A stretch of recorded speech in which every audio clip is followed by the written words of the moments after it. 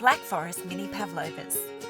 First, preheat the oven to 100 degrees Celsius, then line a large baking tray with baking paper. To make the meringue, whisk egg whites and cream of tartar in a clean, dry bowl using an electric mixer until firm peaks form. Add 1 tablespoon of sugar and whisk well to dissolve the sugar.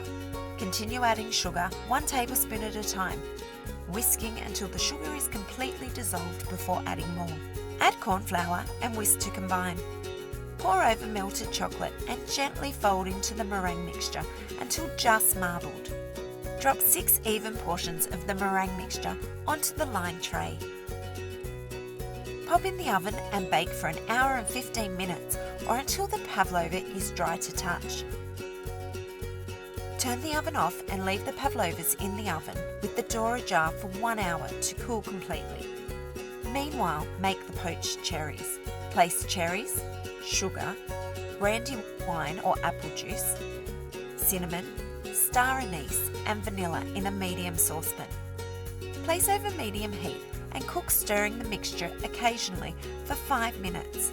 The mixture is ready when the cherries are just heated through and begin to release their juices. Use a slotted spoon to lift the cherries out and transfer to a heatproof bowl. Add the cherry jam to the poaching liquid in the saucepan and cook for 2 to 3 minutes until the syrup thickens slightly. Remove from the heat and then pour over the cherries in the bowl. Pop in the fridge to chill. Just before serving, whisk cream, icing sugar and almond essence in a bowl using an electric mixer until soft peaks form.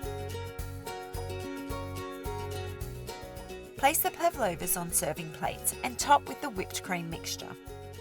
Spoon over the poached cherries and drizzle with some of the syrup.